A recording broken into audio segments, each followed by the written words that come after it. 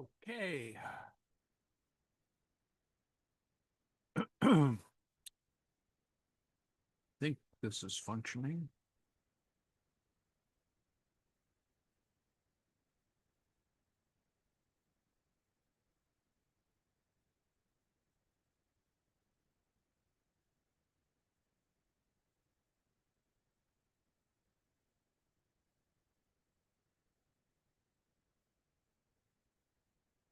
Yep. Um, Welcome to dis&dat information, 19 August. We're going to return to some sort of foundational texts like Ben Fine and Alfredo Saad-Filho's Marx's Capital, which is at least the version I'm working with is the 6th edition. But it's been around since the 70s. It and, of course, Steedman's work need to be just sort of visited to finally put a point on certain ideas. So we're probably going to do that as well over the coming weeks. So I've included the PDF and I've uploaded it into Discord. And this is from the prefaces note on further reading. And I won't read that. You can read it for yourselves. It has things on general readings and stuff we've looked at, as well as specific individuals, etc. Things we've pretty much covered before, although Joseph Chunara's work might be pretty interesting, because I haven't read that. And Milanakis' work might be interesting as well. And needless to say, the usual suspects. So, 6th edition, Pluto 2016. And for the next couple of days, we're going to look at today, the history and method, which is relatively short, and we should probably get through it by the normal time. Tomorrow, we'll probably do commodity production, and if we make enough headway, capital and exploitation will on the next coming days. So a useful book because as it's been revised, it includes some ideas that will continue or that are problematic and that have certain types of consequences. And we've looked at most of them, like technical composition of capital, organic composition. What else have we looked at? We've looked at the LTRPF and crisis theory, and we looked at some Japanese stuff, and of course the transformation problem, among other things. We've looked at financialization quite a while back. Anyway, chapter 1, history and method. Throughout his adult life, Marx pursued the revolutionary transformation of capitalist society, most famously through his writings, but also through agitation and organization of the working class. For example, between 1864 and 1876, he was one of the leaders of the First International Working Men's Association. In his written works, Marx attempts to uncover the general process of historical change, to apply this understanding to particular types of societies and to make concrete studies of specific historical situations. This first chapter briefly reviews Marx's intellectual development and the main features of his method. The remainder of the book analyzes in further detail other aspects of his work, especially those to be found in the 3 volumes of Capital, his leading work of political economy. Now, the point I want to make here is that it may look like we're just going over the same thing, but this actually has, particularly Fine represents a certain point of view, and I think you want to see what that point of view looks like, because it's not identical to Shake or Foley or Mandel or blah, blah, blah, blah. So it is comparing all those things. I think that's kind of useful. I mean, some things are um, unimmutable, and Karl Marx was born in Germany in 1818, began an early university career studying law. Interests quickly turned to philosophy, which at the time was dominated by Hegel and his disciples. They were idealists, believing that reality is the outcome of an evolving system of concepts or movement towards the absolute idea with a structure of concepts connecting the relatively abstract to the increasingly concrete. It's what we're looking at yesterday and the day before that. The Hegelians believed that intellectual progress explains the advance of government culture and the other forms of social life. Therefore, the study of consciousness is the key to the understanding of society, and history is a dramatic stage on which institutions and ideas battle for hegemony or domination. In this ever-present conflict, each stage of development is an advance on those that have preceded it. But it also absorbs and transforms elements from them. That is, it contains the seeds of its own transformation into a higher stage. This process of change, in which new ideas do not so much defeat the old as it does, resolve conflicts or contradictions within them, that which Hegel called the dialectic. Hegel died in 1831 when Marx was still a young man at university. Two opposing groups of Hegelians, the young radical and the old reactionary Hegelians, both claimed to be Hegel's legitimate successors. The old Hegelians believed that the Prussian absolute monarchy, religion, and society represented the triumphant achievement of the idea in its dialectical progress. Now, in contrast, the young Hegelians, dangerously anti-religious, believed that intellectual development still had far to advance. This set the stage for a battle between the two schools, each side believing a victory heralded the progress of German society. Having observed the absurdity, poverty, and degradation of much of German life, Marx identified himself initially with those young Hegelians.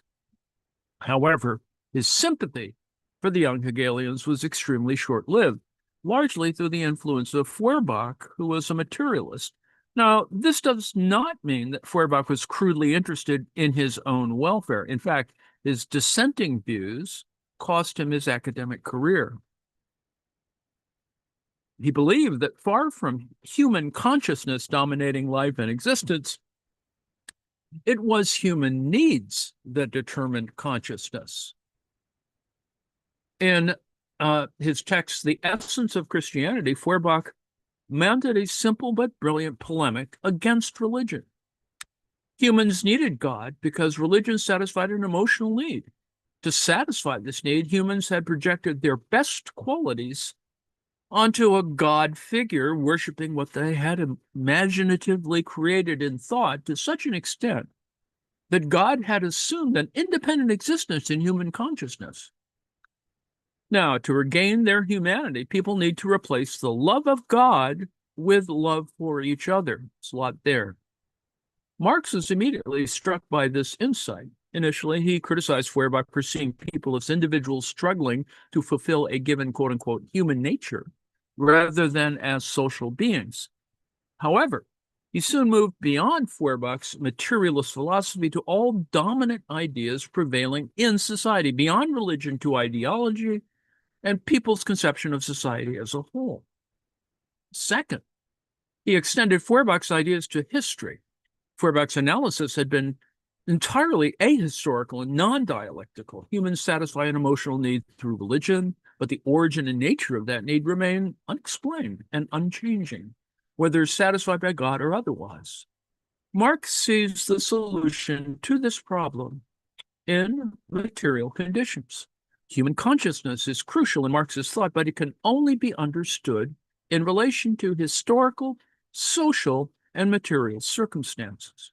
In this way, Marx establishes a close relationship between dialectics and history, which would become a cornerstone of his own method.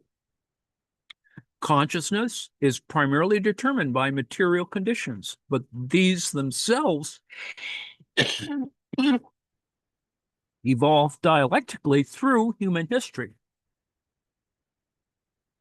Now, this account reveals a common property in the thought of Hegel, his various disciples and critics, and of Marx. Things do not always immediately appear as they are. For example, for Feuerbach, God does not exist other than in the mind, but appears or is taken to exist as an independent being and so is able to satisfy a human need.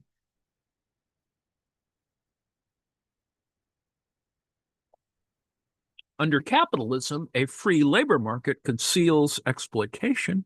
The existence of political democracy suggests equality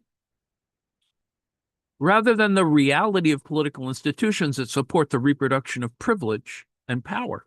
Now, this divorce between reality, that is content or essence, and the way it appears, that is form, is a central aspect of Marx's dialectical thought. It forges the link between abstract concepts such as class, value, and exploitation, and their presence in everyday life through wages, prices, and profits.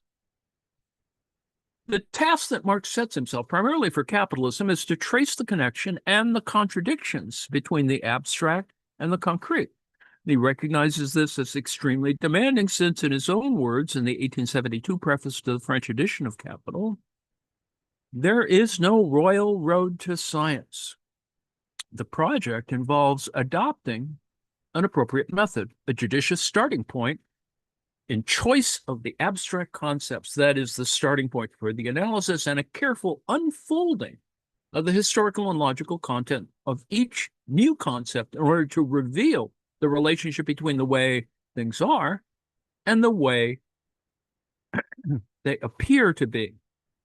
This idea of, the way things are and the way they appear to be is a continuing issue, made even more problematic by, media forms or mass media. I think that makes us more perhaps cynical about these elements, and the current issues with artificial intelligence and NFTs, et cetera, are kind of like that same problem.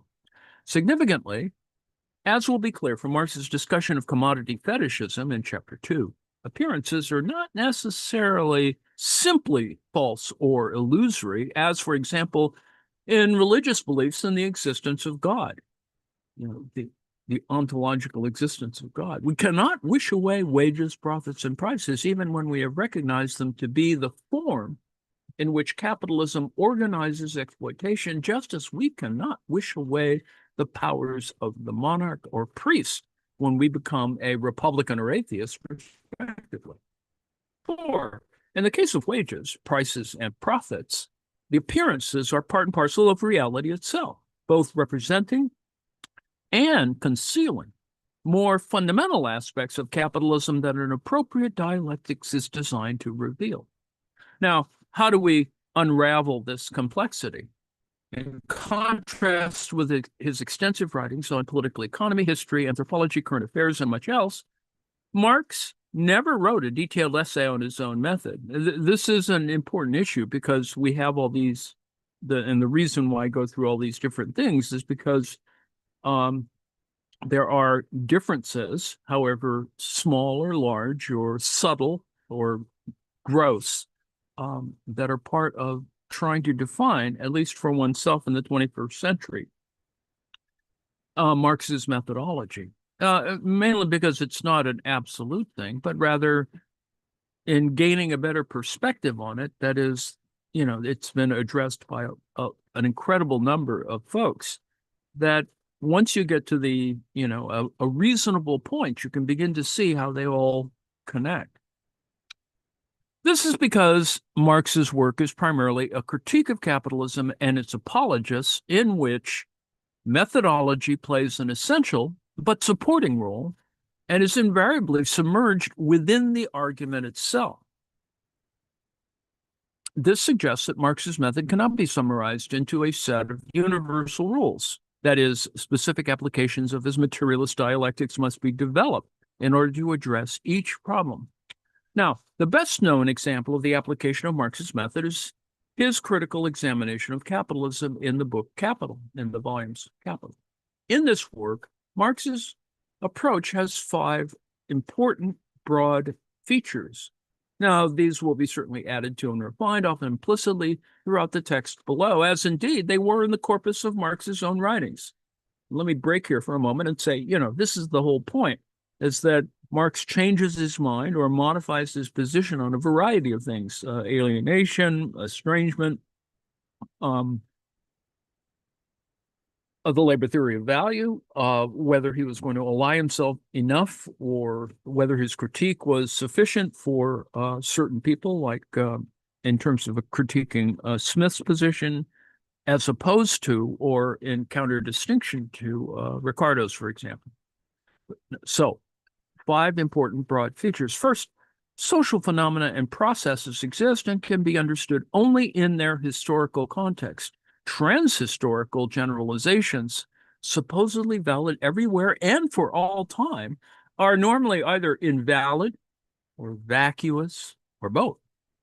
Human societies are immensely flexible. They can be organized in profoundly different ways, and only detailed analysis can offer valid insights about their internal structure, the workings, the contradictions, the changes and limits. In particular, Marx considers that societies are distinguished by the mode of production under which they're organized, that is, feudalism as opposed to capitalism, for example, with varieties of forms of each mode emerging at different times and in different places. Each mode of production is structured according to its class relations, for which there are appropriate categories of analysis, just as a wage laborer is not a serf, much less a slave who happens to be paid a salary. A capitalist is not a feudal baron receiving profit in place of tribute, even though, there's a lot of pretense about that. Societies are distinguished by the modes of production and the modalities of surplus extraction under which they are organized, rather than the structures of distribution. So this is the contrast that Fine is making. And the concepts used to understand them must be similarly specific. That is, modalities of surplus extraction and in contradistinction to the structures of distribution. Okay, second, theory loses its validity if it's pushed beyond its historical and social limits as the consequence of the need for concepts to be drawn out from the societies they're designed to address. For example, Marx claims that in capitalism, the workers are exploited because they produce more value than they appropriate through their wage. See chapter 3. Now, this gives rise to surplus value. We've looked at that before, right? This conclusion, like the corresponding notion of surplus value, is valid only for capitalist societies. Now, it may shed some indirect light on exploitation in other societies, but the modes of exploitation and the roots of social and economic change in these societies must be sought afresh. Analysis of capitalism, even if correct, does not automatically provide the principles by which to understand non-capitalist societies. This is the, sort of uneven development issue. All right, third, Marx's analysis is internally structured by the relationship between theory and history. In contrast with Hegelian idealism, Marx's method is not centered upon conceptual derivations. For him, purely conceptual reasoning is limited because it is impossible to assess how and why the relations evolving in the analyst's head ought to correspond to those in the real world.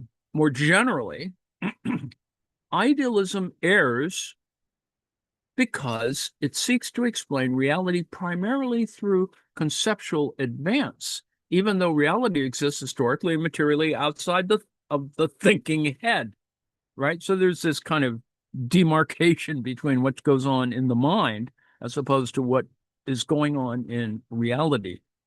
Jokingly, Marx suggested that the young Hegelians would be able to abolish the laws of gravity if they could just escape from believing in them. In contrast, Marx recognizes that reality is shaped by social structures and tendencies and counter-tendencies, which can be derived dialectically given the appropriate analytical setting, as well as by unpredictable contingencies, which are historically specific and cannot be so derived. The outcomes of the interactions of these tendencies can be explained as they unfold, as well as retrospectively, but they cannot be determined in advance. Consequently, although materialist dialectics can help in understanding both the past and the present, the future is impossible to foretell. So Marx's analysis of the law of the tendency of the rate of profit to fall, the LTRPF, and its counter tendencies is a telling example of this approach. See Chapter 9. Marx's recognition that historical analysis belongs within the method of study, or that history and logic are inseparable, is not a concession to a sort of base empiricism. It merely acknowledges that a shifting reality cannot be reduced to, let alone determined by, a system of concepts. Fourth, materialist dialectics identifies the key concepts, structures, relationships, and levels of analysis required for the explanation of the concrete, or more complex and specific outcomes. In Capital, Marx employs materialist dialectics to pinpoint the essential features of capitalism and their contradictions, to explain the structure and dynamics of this mode of production, and to locate the potential sources of historical change. For example, through class struggle in particular, and its representation through sometimes more broadly engaged economic, political, and ideological conflicts. His study systematically brings out more complex and concrete concepts, which are used to reconstruct the realities of capitalism in thought. So, there's something's going on, but it is that relation between the mind and reality. Those concepts help to explain the historical development of capitalism and indicate its contradictions and its vulnerabilities. In doing this, concepts at distinct levels of abstraction always coexist in Marx's analysis. It's not a simple base superstructure relation in that context. It's not, dichotomous in that context.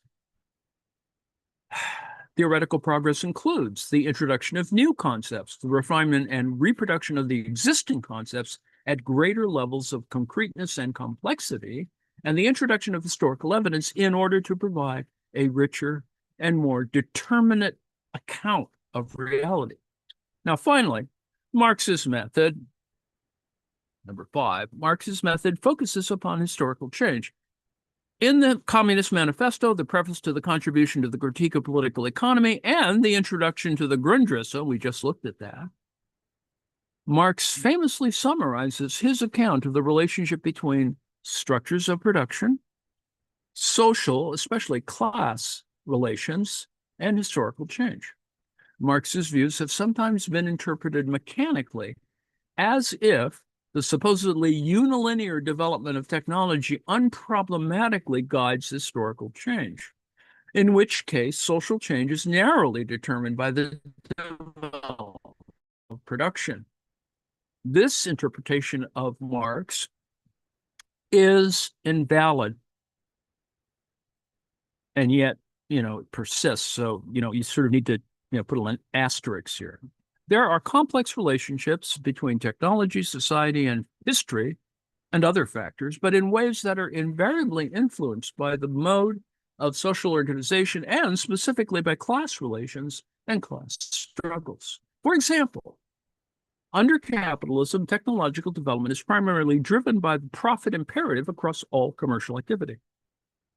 Under feudalism, the production of luxury goods and military services, and to a certain extent, agricultural implements is paramount, which, in the comparative absence of the profit motive, and given the relative inflexibility of the mode of social organization, limits the scope and pace of technical advance.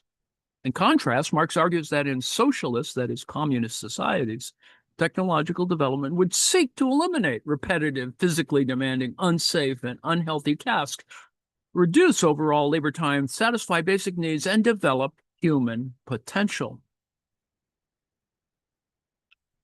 In 1845-6, when he was writing The German Ideology with Engels and the theses on Feuerbach, Marx had already begun to be influenced by the French socialists. Their ideas cannot be discussed here in detail. Suffice it to say that they were fostered by the radical heritage of the French Revolution of the 18th century and the failure of the emerging bourgeois society to realize the demands of liberté, égalité, and fraternité.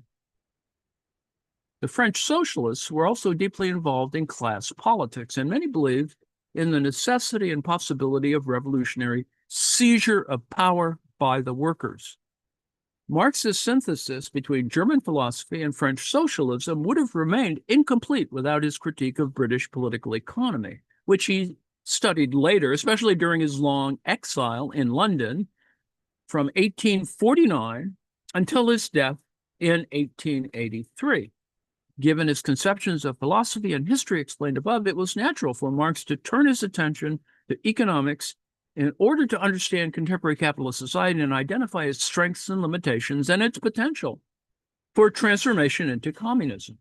Now, to do this, he immersed himself in British political economy, in particular developing the labor theory of value from the writings of Adam Smith and especially David Ricardo. For Marx, it is insufficient to base the source of value on labor time of production, as Ricardo presumes. But Ricardo's view takes for granted the existence of exchange, prices, and commodities. That commodities are more valuable because they embody more labor begs the question of why there are commodities at all, let alone whether it is relevant to proceed as if, in general, commodities exchanged in proportion to the labor time necessary for the production. This anticipates the next chapter, but it illustrates, this is a key point. It's about, this is the divergence between thinking about Ricardo and Marx, that certain proportionality does not exist as you're building a slightly more abstract model.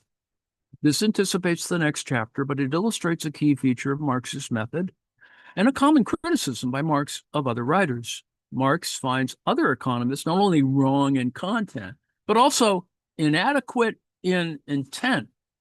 What economists tend to assume as timeless features of humans and societies, Marx was determined to root out and understand in their historical context. Now, Marx does take for granted the need for society as a whole to work in order, for society as a whole to work in order to produce and consume. However, the way in which production is organized and the output is distributed has to be revealed. Very briefly, Marx argues that when working or not, that is, producing the material conditions for their continuing reproduction, people enter into specific social relations with each other as slaves or masters, serfs or lords, wage earners or capitalists, and so on. Patterns of life are determined by these social conditions of production and the places to be filled around them. Now, these relations exist independently of individual choice, even though they've been established in the course of the historical development. In the course of the historical development of society. For example, no one can choose to occupy the social position of a slave owner in today's capitalist societies, and even the choice between being a capitalist or a wage worker is not freely available to everyone, and certainly not on an equal basis. In all but the simplest societies, the social relations of production specific to a particular mode of production, that is feudalism, capitalism, and so on, are best studied as class relations. Now, these relations are the basis on which a society is constructed and reproduces itself over time. just as freedom to own, buy, and sell are key legal characteristics of a capitalist society, so fealty and divine or tributary obligations are the legal foundations of feudalism. In addition, mutually supportive political, legal, intellectual, and distributional forms are also established and tend to blinker and discourage all but the most conventional views of society, whether by force of habit, morality, education, law, or otherwise. The serf feels bound by loyalty to master and king, often by way of the church, and any vacillation can be punished severely.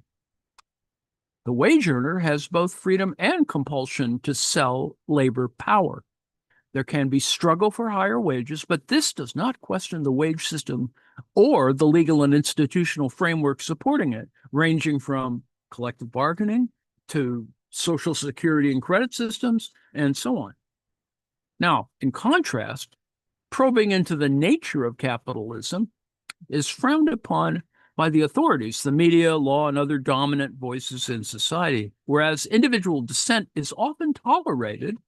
Large anti-capitalist organizations and mass movements are either repressed or pressured into conformity, with protest, for example, being channeled into systemically acceptable forms. Protests being channeled into systemically acceptable forms. In this context, Marx castigates the classical political economists and the utilitarians for assuming that certain characteristics of human behavior, such as self-interest or greed, are permanent features of human nature, when in reality, they're characteristics, motivations, or behaviors emerging in individuals through their living in particular societies. Such theorists also take for granted those features of capitalist society that Marx felt it necessary to explain.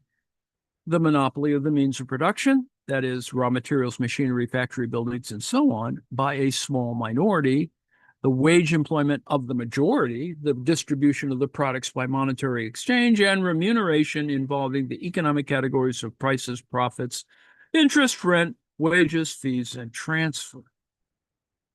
Marx's value theory is a penetrating contribution to social science in that it concerns itself with the relations that people set between themselves, rather than the technical relationships between things or the art of economizing. Marx is not interested in constructing a price theory, although many Marxists are, a set of disembodied efficiency criteria valid everywhere and at all times, or a series of welfare propositions. He never intended to be an economist or even a classical British political economist. Marx was a critical social scientist whose work straddles and rejects the barriers separating academic disciplines. The crucial questions for Marx concern the internal structure and the sources of stability and crises in capitalism, and how the will to change the mode of production can develop into successful, transformative, even revolutionary activity. Now, these questions remain valid into the 21st century. There are, of course, a really good list here of the biographies of Marx. The history of Marxian economics, probably the best survey is Howard and King, but Fine&Saad-Filho do one. And the key concepts in Marxian literature authoritatively explained in Tom Bottomore's book of 1991. Now, the issue, of course, is 1991 is also the end of communism, or actually existing socialism. So this is an important issue to consider. Now, though Marx rarely discussed his own method, there are significant exceptions in the introduction of Marx, prefaces and postfaces, and the preface, different prefaces for different works.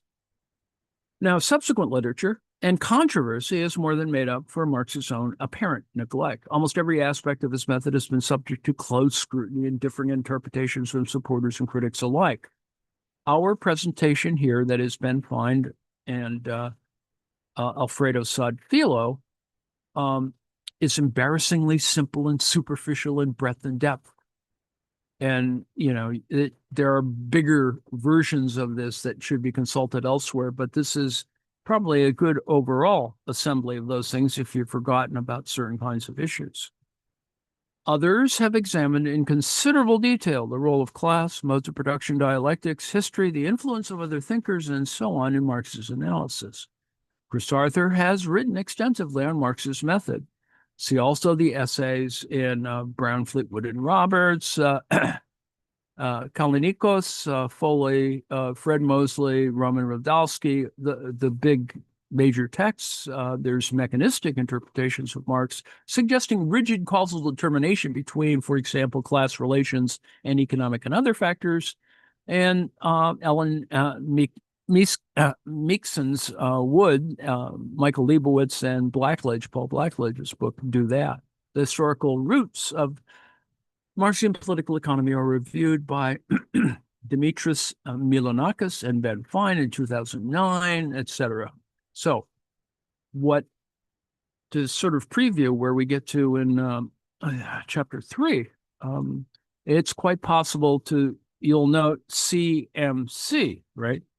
Commodity, money, and commodity yet again. So CMC, MCM, the basic equations or algebra that we begin with. And it's possible to look at relations that is different things with the same value or the same thing with different values. And so this difference between, values and numbers are really important, and they're really no different than other classical analysis.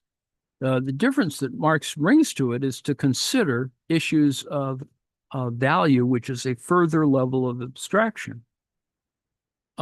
Absolute surplus value, S prime, is in this little diagram here, without getting too nuts about this. This is the idea of extending the hours to work as one way of establishing or finding absolute surplus value. Whereas under relative surplus value, you're trying to take smaller amounts of work time. You're not adding on to the workday, and you're trying to make it, faster, more efficient, et cetera.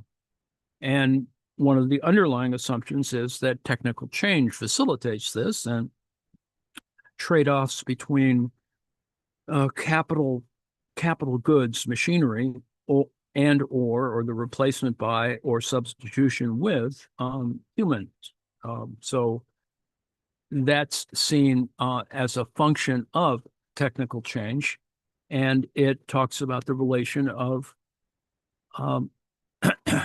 labor power to this kind of project. And we're going to get to that. I also include here a diagram which I've shown before on the circuit of industrial capital, which engages the primary sort of algebra, right? You can see CMC here, right? C, labor power, MDM, the commodity is constructed of that. The sphere of production, that is, there's a kind of productionist bias. It's simply because you have to start somewhere, and this is not permanent, of course. And it is why there are cycles. C prime is the gaining of profit of some kind, some advantage, and the surplus cleaved off from it, and the cycle going in a sphere of exchange back to money and commodity capital again. So that's what the circuit of capital is. That's very simple and not really methodologically complicated. And some would argue that it's very simplified or oversimplified, but I think it gives us at least a way in which we could structure our ideas. So MC production, and the dots sort of implies something's going on here, C prime to M prime. And if you want to look at it in a much more complicated set of algebra, you can compare two interacting problems. And this square is actually very useful because you have a C prime 2, a C prime 1, C1, C2, and money is at the core of this matter. And, you know, it's a way in which you can accommodate everything on a kind of plane, as it were. Now, where you get other matters like value and price derived from this, you know, you can spend a little time with the algebra, but the point is that it kind of looks like a certain structure, set of structures. So anyway, economic reproduction is this sort of completion of this little path, and all kind of money is one way that mediates this entire exchange, mediates all of that. So that's the kind of basic structure. And since I have a little extra time,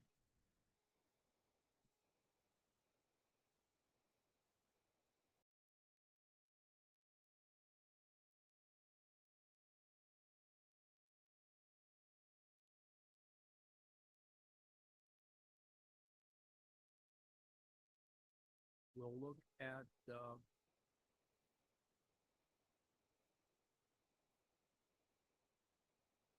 chapter 2.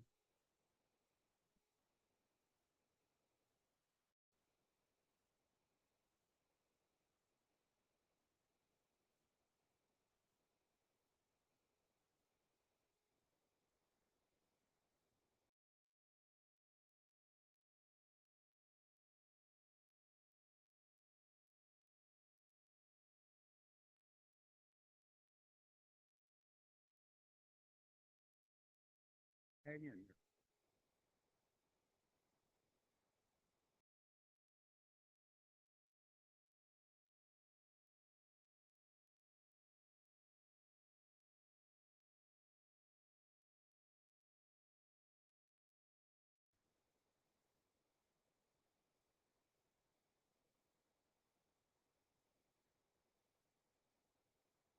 So what we're going to look at tomorrow is chapter 2. I introduce it with the same material at the front end, including the table of contents, etc.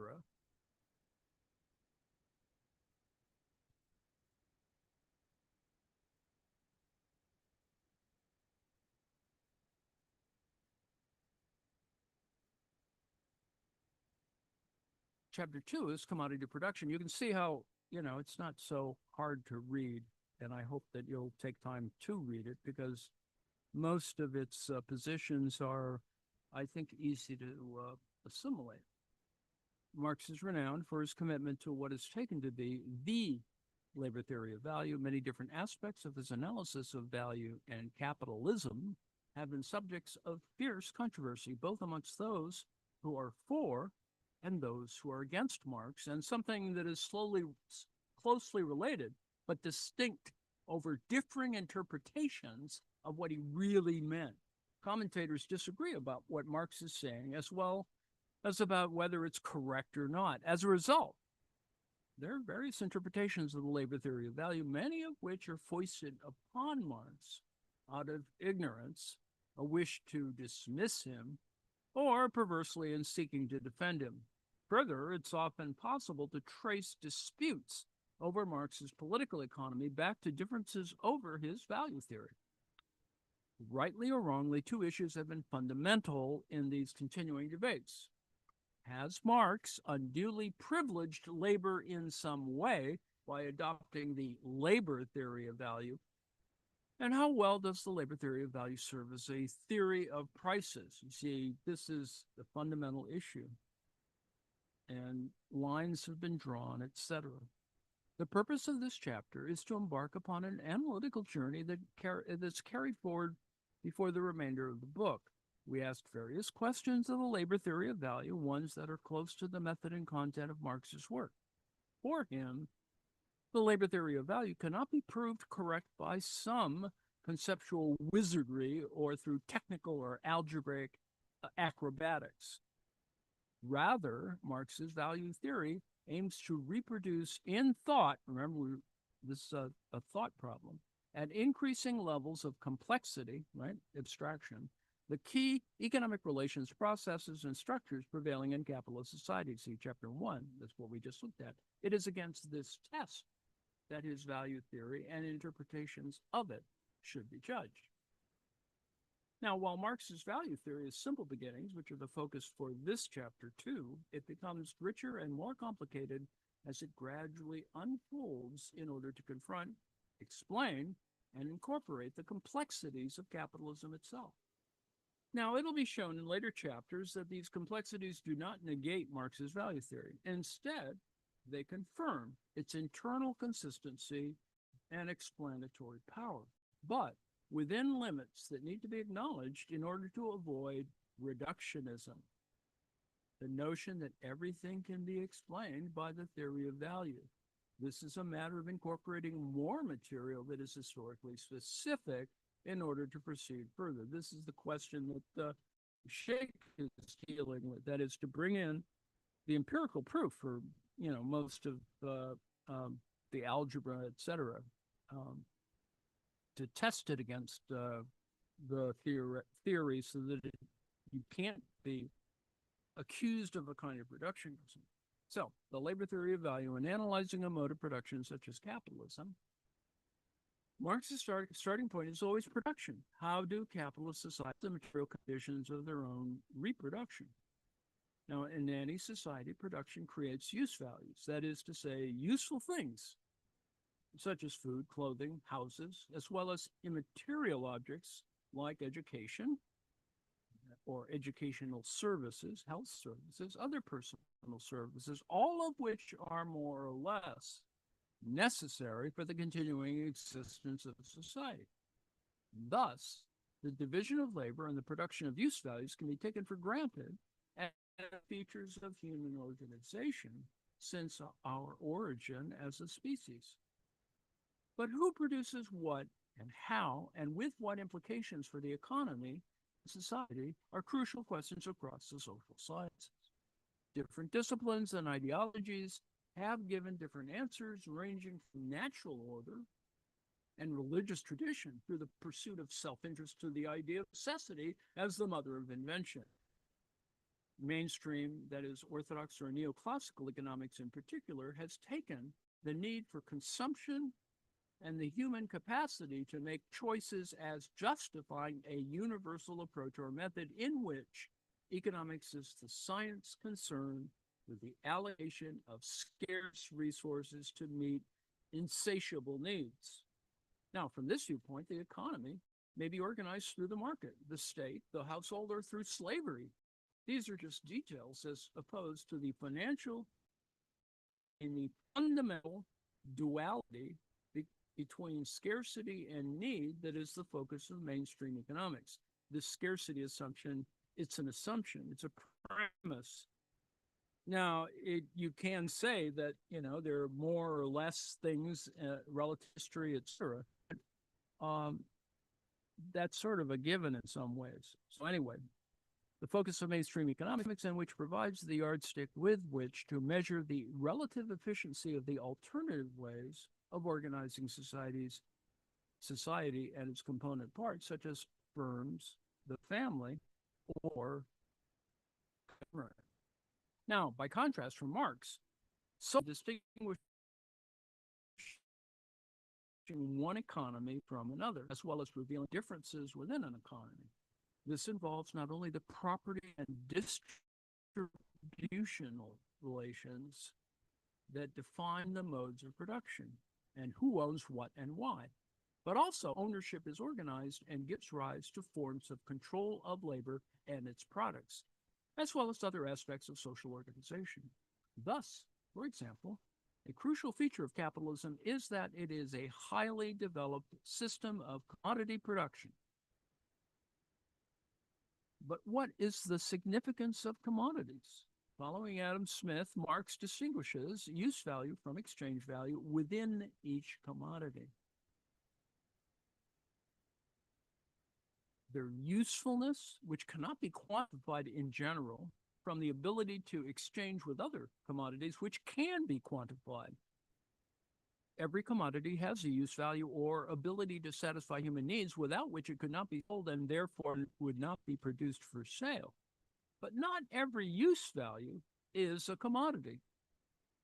For example, use values that are created naturally, freely available, are not exchanged for money on the marketplace, have no exchange value by definition in some ways. For example, sunlight, air, open spaces, and of course, you can see counterfactual examples, right? Wild fruits production for personal use, production for or on behalf of relatives or friends, or public goods, including access to open roads or to freely available public health and educational systems. Exchange value embodies an equivalence relationship between objects.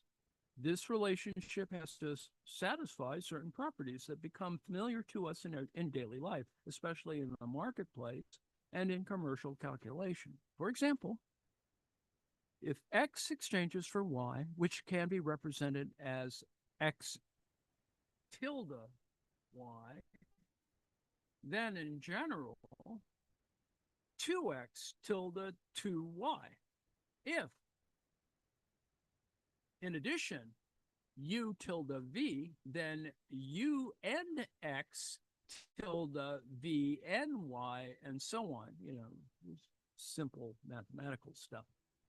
But there's an unlimited number of relationships satisfying these properties. For example, weight or volume. The question Marx seeks to answer is what social relationship can provide the basis for systematic rather than fortuitous market exchanges, and more generally for social reproduction under the specific historical circumstances of capitalism. What is it that allows commodities to be equivalents in exchange? In the case of weight or volume, equivalence is due to physical or natural properties, mass and size respectively. Properties that exist irrespective of whether and how they're actually measured, and which are independent of exchange or mode of production. Further, although every commodity is characterized by its particular physical properties that, in part, give it its use value, the other part being derived from the culture of consumption and use, its exchange value is unrelated to these properties. As mentioned already, the most useful things, air, sunlight, and water, often have little or no exchange value. Now, when we carry this further, we know that that's not quite the case, and then we begin to define access as one of these matters relative to air, sunlight, and water. So, it's your position on the stream, or your position on the planet in terms of air, sunlight, and water. But anyway, what creates the relationship of exchange then is not a physical relationship between goods, but a historically specific social one, not least the way in which the production of use values is organized for the market and generally for profit in the case of commodities produced in capitalist societies. Now, mainstream economics has begun to take more notice of this phenomena recently by accepting that institutions, trust, culture, and so on influence exchanges, not least because markets are invariably imperfect. We talked about the contrast between perfect and imperfect competition. Imperfect in some sense. But this is to get the argument the wrong way around. Before examining institutions as the response to market imperfections, the market itself has to be explained as a quote-unquote institution or otherwise. At a deeper level, markets are not simply neutral structures of exchange, but are specific in each case, since they fundamentally reflect the social relations that underpin them. As can be observed, for example, in the differences between markets for foreign currency, markets for oil, markets for computers, and markets for foodstuffs. Now, this leads Marx to suggest that underlying the equivalence among commodities as use values is a social relationship between among producers of those commodities. Now, this is because, for Marx, it's axiomatic that throughout history, people have lived by their labor. If everyone stopped working, no society would survive beyond a few days. Further, in all but the simplest societies, some have always lived without working. That is, they have lived by the labor of others. However, the appropriation of one's personal labor or its products by another person takes different forms and is justified in different ways. Under feudalism, the products are often distributed by direct appropriation justified by feudal or even divine right. Under capitalism, the products of labor generally take the form of commodities and they are generally distributed by market exchanges. Now, how this market freedom brings about an appropriation of the labor of one class by another will be discussed in chapter 3. For the moment, we're only interested in the nature of the exchange relationship. In other words, in a commodity producing society, what is special about production and labor? To answer this question, Marx defines commodities as use values produced by labor for exchange. This means that not everything which is exchanged, even though the market is a commodity, this means that not everything which is exchanged, even though the market, even through the market, is a commodity. Perhaps this is readily acceptable in the case of bribery, casually marketed second-hand goods, or even works of art, although each of these can command a price, that is, take the form of a commodity in its own way. But, in part to anticipate for Marx, these are incidental phenomena playing no fundamental roles in economic and social reproduction, and they're causally and analytically to be abstracted from when addressing commodity production in general and under capitalism in particular. So it follows that a fundamental property which all commodities share in common is that they are the products of labor.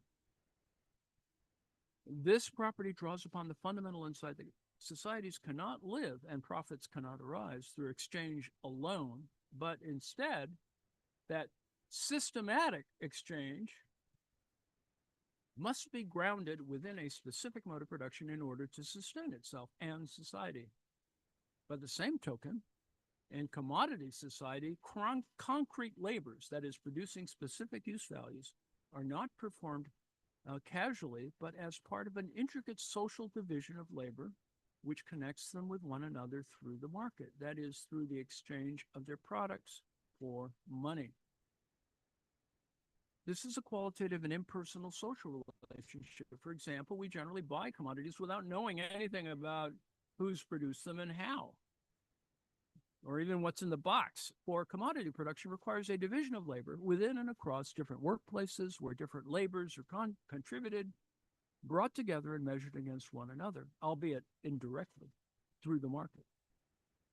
This social process is the basis of the labor theory of value, and it embodies relationships that can be easily theoretically quantified by analyzing exchange from the viewpoint of the labor time socially rather than individually necessary to produce the commodities. For example, the amount of labor time required to bake a loaf of bread when contrasted with that required to sew a shirt, and just as importantly, how these labor times are determined and modified through technological and other changes, it follows that for Marx, the labor theory of value is not a metaphysical notion. Instead, it analytically captures the essential aspects of material life under capitalism, concerning how production is organized and attached to the market and how the products of social labor are related to one another, appropriated and distributed within society. Marx realizes that in capitalist society, where products typically take the form of commodities, production is primarily undertaken for exchange, for profit, rather than for direct or immediate use. Capitalism is a system that aims to produce social use values, that is, use values for others unknown because of the anonymity of the market. The production of social use values, market exchanges, and profit making are intimately linked to one another. But just as products embody social use values, so they're created by social labor in the abstract, that is, by wage workers unknown, hired through the labor market and disciplined within competing firms by the profit imperative and outside them by the credit system and the stock market. In this way, the producers of concrete labor count as abstract social labor in capitalist societies. And exchange does not concern quality or type of concrete labor, but only quantity of abstract labor expressed through commodity prices. There's a lot there. In exchange, what matters is how much you have to pay. It's not the use value you want, whether the labor time was expended by a baker, tailor, bus driver, or computer programmer, but what amounts of abstract, that is socially necessary rather than an individual and concrete labor time, have been expended.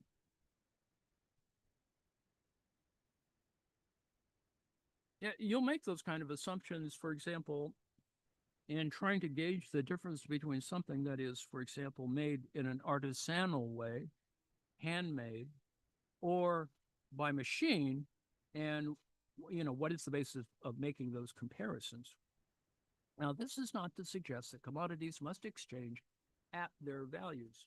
Market prices will be affected by the ratios of indirect or direct labor, scarcity, skills, monopolies, tastes, and by more or less accidental variations in supply and demand, in addition to profit equalization across competing sectors, Jeff.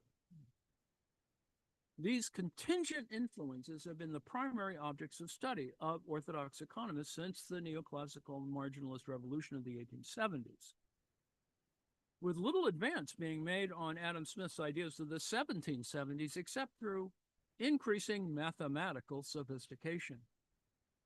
Marx did not ignore these complicating factors, but nor did he put them center stage, for they are irrelevant for uncovering the social relations of production specific to capitalism. Now, if this cannot be done on the assumption that commodities exchange at their values, it certainly cannot be done in the more complicated cases when they do not. Now, throughout this book, unless otherwise stated, we assume that commodities exchange at their values. Otherwise, it gets ugly. This is not to be interpreted as a fully fledged price theory, just as an attempt to understand the nature of the price system and the essential processes underpinning the economic reproduction of capitalist societies. So this is a simplifying assumption that is, in reality, much more complicated. Thus, capitalism, as generalized commodity production, it's similar to the assumption of gold, for example. Thus, capitalism as generalized commodity production for profit is characterized by the production of social use values, and therefore the exchange of the products of concrete labors that exist and contribute to value as abstract social labor. Methodologically, this is not an analytical imposition of the notion of value, but simply a reflection of what the market system does. It connects concrete labor with one another and measures them against each other. Marx did not base his concept of value on a mental construct removed from the real world and requiring arbitrary, that is, invented assumptions, like price, in order to suit the theory. Rather, his argument is based upon the fact that the reduction of all types of labor to a common price standard is a necessary and spontaneous product of the real world of capitalism itself. Drawing upon the methodological analysis in Chapter 1, Marx's labor theory of value first and foremost reproduces in thought the way in which capitalism actually organizes the production of the goods and services necessary for social reproduction. It reorganizes it recognizes that the relationship between commodities as use values, that is, their relative prices, is the outcome of an underlying social relationship between the producers that expresses the equivalence between their own qualitatively different concrete labors as abstract social labor. Now, the important point is the relationship between exchange, prices, and values is not exclusively or even primarily quantitative. Instead, it reflects definite social relations of production, distribution, and exchange. It is these that must be understood. Now, the previous section has shown that in capitalist society, the exchange of different types of products of labor take place through the exchange of commodities. Now, this could occur without capitalism. For example, if the members of a hypothetical society of independent artisans exchange their products directly, what is often termed simple commodity production. However, this is more a logical possibility than a mode of production that has ever been historically dominant. The thought experiment serves to highlight that what characterizes capitalism is not the exchange of products, but the purchase and sale of the worker's capacity to labor and its use in commodity production for profit. To distinguish the workers themselves from their ability or capacity to work, Marx called the latter, the capacity to work, is labor power, and its performance or application, labor itself, or labor. These concepts are very important for the labor theory of value, but they are often misunderstood. The most important distinguishing feature of capitalism is that labor power becomes a commodity. Labor power becomes a commodity. That is, the ability or capacity to work becomes a commodity. The capitalist is the purchaser, the worker is the seller, and the price of labor power is the wage. The worker sells labor power to the capitalist, who determines how that labor power should be exercised as labor to produce particular commodities. As a commodity, labor power has a use value, which is the creation of other use values. This human capacity is independent of the type of society in which production takes place. However, in capitalism, use values are produced for sale and as such embody abstract labor, time, or value. In these societies, the commodity labor power also has the specific use value that it is the source of value when exercised as labor. In this, labor power is unique. That is, the consumption of all inputs assists in the production of the output, but only the consumption of labor power also adds value as labor time to the output. In capitalist society, the worker is not a slave in the conventional sense of the word and sold like other commodities, but owns and sells labor power. There's a different sense of what counts as, property in that context. Also, the length of time for which the sale is made or formally contracted is often very short, 1 week, 1 month, sometimes only until a specific task has been completed. For example, in so-called zero-hour contracts. Yet in many other respects, the worker is like a slave. The worker has little or no control over the labor process or its product. There is the freedom to refuse to sell labor power, but this is a partial freedom, the alternative ultimately being starvation or social degradation. One could equally well argue that a slave could flee or refuse to work, although the level and immediacy of retribution are of a different order altogether. For these reasons, the workers under capitalism have been described as wage slaves, although the term is an oxymoron. You can't be both a wage worker and a slave. By definition, the slave does not have the freedoms that the wage worker enjoys, irrespective of other conditions. On the other side, the class of workers are the capitalists, who control the workers and the products of their labor through their command of wage payments and ownership of the means of production, the power of the payroll, and owning the tools, owning the plant. This is the key to the property relations specific to capitalism. For the capitalist monopoly of the means of production ties the workers to the wage relation as explained above. If the workers owned or were entitled to use the means of production independently of the wage contract, there would be no need to sell labor power rather than finished products or on the market, and therefore no need to submit to capitalist control both during production and outside it. Now, drawing the distinction between labor and labor power shows that the labor theory of value not only captures the distributional relationships established through the exchange of labor products, but also it embodies and expresses the relations of production and exploitation specific to capitalism. The social exchange of labor power for money, like the exchange of products of labor through the market, presupposes on the one hand the monopoly of the means of production by the class of capitalists, and on the other, the existence of a class of wage workers with no direct access to the means of production. Not surprisingly, this critically important distinction between labor and labor power is never drawn in mainstream economics. Labor economics, for example, for some people is in the mainstream is a problematic category for a variety of reasons.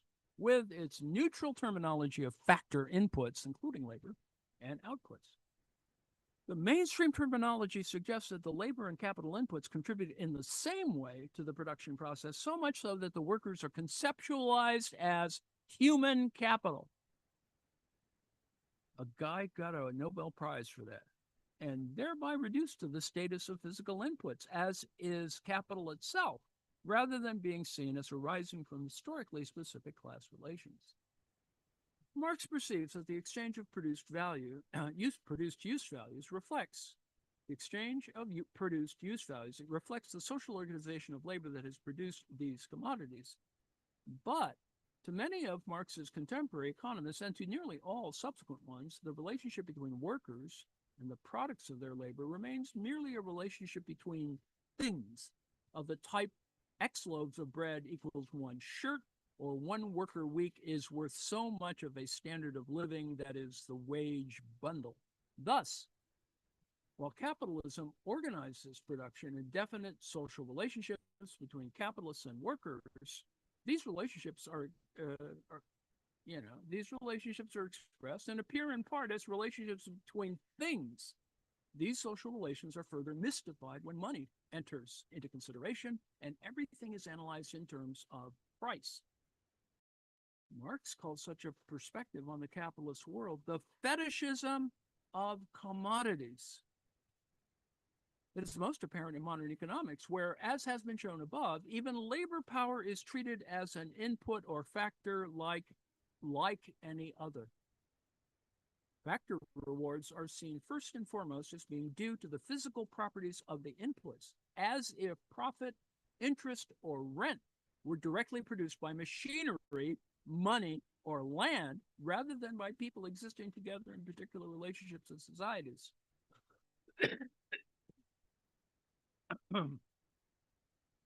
Marx draws the brilliant parallel between commodity fetishism and feudal religious devotion. This is hardly surprising, given the earlier influence of Feuerbach. God is humanity's own creation. Under feudalism, human relationships with God conceal and justify the actual relationships to fellow humans, an absurd bond of lordly exploitation as it appears to the bourgeois capitalist mind. Capitalism, however, has its own God and Bible. The relationship of exchange between things is also created by people, concealing the true relationship of exploitation and justifying this by the doctrine of freedom of exchange. It's a free market, right? But there's a major difference between religious and commodity fetishism. For whereas God is a creation of religions, commodities do have a real existence, and their exchange represents and to some extent conceals the social relationships of production. See Chapter 1. Similarly, the price system does exist and is attached to the broader economic and social system, but without making the nature of that system transparent. In particular, buying and selling commodities does not reveal the circumstances by which they have come to the market, or the exploitation of the direct producers, that is, the wage workers, by the capitalist class. Consequently, Marx's emphasis is upon prices as a value system, determined by the class relations of production and exploitation. But it is not only class and production relations that are fetishized by their commodity form. For example, it is only by tracing back from the marketplace through to production that we can pierce through the veil of advertising and discover whether products are, for example, environmentally friendly or organic or free from exploitation of child labor and so on. Fair trade, right? In this light, commodity fetishism can become the basis of a theory of alienation or reification. Not only are the workers divorced from the control of the product and the process of producing it, but also their view of the situation is normally distorted or at most partial. Further, the capitalists are subject to social control through competition and the need for profitability. For both capitalists and workers, it appears that external powers exert this control and not the social relations of production and their effects under capitalism. Once again, there is a sense in which this is true. For example, loss of employment or bankruptcy may be blamed on a thing or an impersonal force, as in the unfortunate introduction or alternatively breakdown of a machine. Changes in consumer preferences, international competition, or economic crisis of whatever origin or cause. Most recently, globalization has been understood in generic, almost religious terms as being able to explain all things good or bad about contemporary capitalism. See chapters 14 and 15. But to breathe analytical and explanatory life into competition, economic crisis, and globalization and go beyond mysticism, we must start with a clear understanding of the social relations underpinning capitalist production rather than fetishize its effects. The distinction between religious and commodity fetishism is not simply academic. Because of its imaginary origins, religious fetishism can readily be rejected, at least in theory, although in reality it's buttressed by material forces and practices that give it considerable influence over our daily lives and across the range of human history. By contrast, however well it is understood, it is not possible to wish away the price system by an act of will, except in marginal instances and fragile attempts at self-sustainability. As a result, and here again, there is a parallel with religious fetishism. It is possible for underlying capitalist realities to be grasped from time to time through the consequences of daily practices and reflection upon them. Just as it can be realized that God does not exist, so it can be seen that capitalism is an exploitative class system that's far from free, whatever the degree of inequality or equality before the market. This opens up the terrain for both material and ideological struggle, for the existence of profits, interest, and rent indicates that capitalism is exploitative. As a consequence, unemployment, economic crises, inequalities, environmental degradation, and so on become as transparently visible as the inability of the meek to inherit the earth or eat pie in the sky when they die. This raises two closely related and hotly debated issues within Marxism and across the social sciences and the political spectrum more generally. The first is the methodological and analytical question of how to order the diverse empirical outcomes associated with capitalism. Can we deal with inequality independently of class, poverty apart from economic and other forms of repression, and growth separately from crisis? Second, to what extent are such conditions endemic to or reformable within capitalism, where it's not simply a matter of the logical connections between these different categories of political economy, between value and price, for example? One of the strengths of Marx's Capital, acknowledged by friend and foe alike, is to have pointed to the systemic character of capitalism and to its essential features.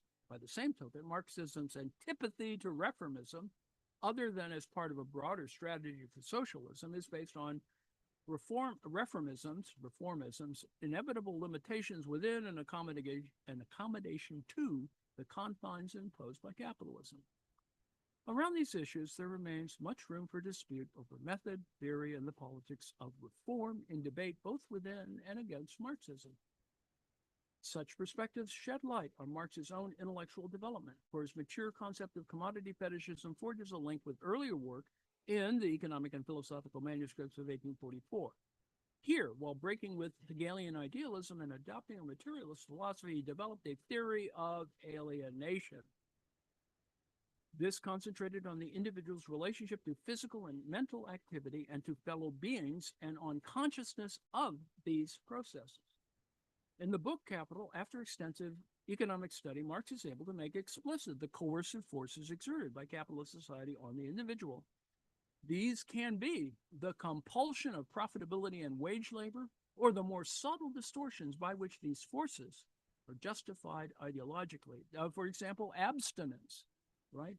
Austerity, another example, the work ethic, consumerism, freedom of exchange, and other aspects of commodity fetishism. Unlike other theories of alienation, a Marxist theory places the individual in a class position and examines the perception of that position.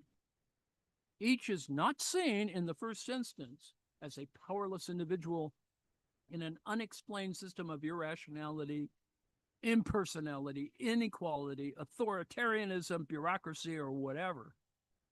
These phenomena have their own character and function in capitalist society at a particular time. They can only be understood as a whole or in relation to individuals against the perspective of the workings of capitalism, as is explained in the following chapters. Marx's value theory is extremely controversial among proponents and opponents alike. An essential starting point in asserting debates is the distinction between the approaches of Ricardo and Marx, with many erroneously identifying the two as holding to the same labor theory of value. But Ricardo simply counts labor time to explain price, without investigating why products take the form of commodities. The latter is Marx's starting point, justifying value as a category in his approach, since society itself, through the capitalist production process and the market, undertakes the qualitative and quantitative comparison of concrete labor times. On this, see especially Jeffrey Pilling's work in 1980 and the contributions of Ben Fine, Diane Elson, and Jesse Schwartz. Marx's theory of value is discussed extensively throughout his mature works. And there's an overview, and Fine, and then it's an interesting book that I have to read, and there's Fine, Gim, and John. And then there's similar views in Diane Elson's work, Duncan Foley, early work in 1986, Moshe Pastone, John Weeks, who we haven't read any, and I think we should. And there's that. So got to the end, a little over time. We will begin with chapter 3 tomorrow, perhaps, and I'll try and explain a few more things in tomorrow's little yammering. So with that,